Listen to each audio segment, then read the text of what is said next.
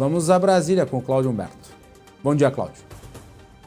Olá, Guilherme Macalossi, muito bom dia a todos. Olha, também trago aqui uma recordação, digamos assim, né? A gente não esquece. Completam-se hoje, exatamente hoje, 2 semanas daquela famosa reunião muito séria, muito grave, entre o ministro do Trabalho e representantes do setor produtivo do Rio Grande do Sul, notadamente a Federação das Indústrias, Fiergs.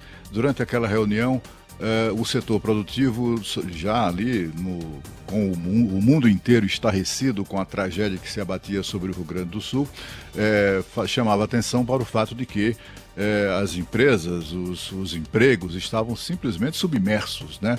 E que, portanto, para uma situação excepcional era necessário uma solução também excepcional. E foi por essa razão que a Fiergs solicitou ao governo federal a autorização especial para promover, por exemplo, férias coletivas, para suspender contratos, para começo de história, para reduzir a jornada de trabalho e reduzir também salários. Essa medida e outras medidas correlatas foram adotadas durante a pandemia e foram exatamente essas medidas que salvaram, na ocasião, mais de 11 milhões de empregos aqui no nosso país. Isso foi produto de uma medida provisória do governo anterior, que acabou se transformando na lei 14.437 de 2022, que autoriza o presidente da República, em casos de calamidade, né? Em caso de emergência decorrente de calamidade, a baixar um decreto exatamente promovendo medidas como essa, que além da redução da carga horária, né, da jornada de trabalho e de salários, também férias coletivas, empregados e empregadores poderiam negociar antecipação de férias, poderiam inclusive negociar a decretação de férias coletivas, flexibilizar o banco de horas e também suspender os recolhimentos do FGTS. A questão, como também mais recentemente disse a Fiergs, 9 em cada 10 indústrias ou empresas desse porte no Rio Grande do Sul estão absolutamente paralisadas, inviabilizadas, submersas, né?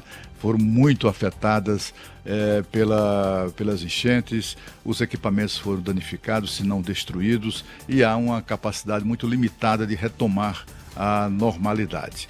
Fazer com que essas empresas se endividem ainda mais, que toda empresa precisa se alavancar, precisa se financiar, precisa se endividar para crescer, para se desenvolver. E as enchentes já pegaram essas empresas numa situação limite.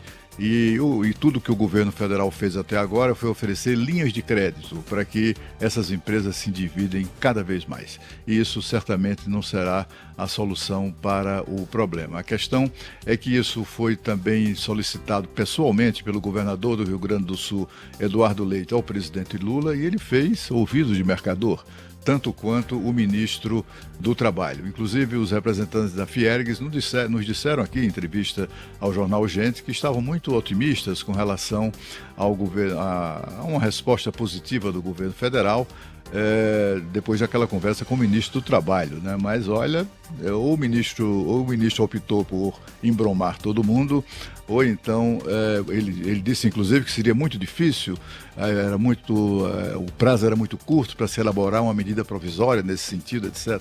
Quer dizer, o ministro do Trabalho nem sequer sabe da existência dessa lei, uma lei tão recente, né, de 2022, que autoriza o presidente a promover tudo isso por meio de decreto. Especialistas estão prevendo para o Rio Grande do Sul um índice devastador de desemprego. As empresas não terão como manter os empregos de pessoas, dos seus empregados, porque afinal de contas, enfim, não fatura, se não entra dinheiro, não tem como pagar contas, não tem como pagar salários. É por essa razão que um grande acordo aberto por um decreto do presidente, certamente abriria ali um caminho possível, né, para negociar a preservação de empregos. Olha, estamos falando entre 2,5 milhões e 3 milhões de trabalhadores que podem ser ou poderiam ser afetados ou beneficiados com a assinatura desse decreto. Mas aí tem duas questões fundamentais. A primeira é uma questão de princípio, de um princípio mofado, atrasado, né, do sindicalismo brasileiro, de ser contra isso, como eles foram contra o PT e sindicalistas que o PT controla, enfim, os sindicatos e centrais sindicais, se colocaram contra a lei lá de 2022, que acabaria por salvar 11 milhões de empregos. E continua sendo contra, não quer de jeito nenhum, e etc. e tal. E tem o fator talvez mais importante ainda, é o fato de essa lei ter sido aprovada no Congresso Nacional a partir de uma medida provisória do ex-presidente Jair Bolsonaro, e o presidente Lula não quer dar esse braço a torcer, não quer se utilizar de uma lei de Bolsonaro para salvar empregos no Rio Grande do Sul. Agora nós voltamos para São Paulo com Pedro Campos, que está de volta. Seja bem-vindo,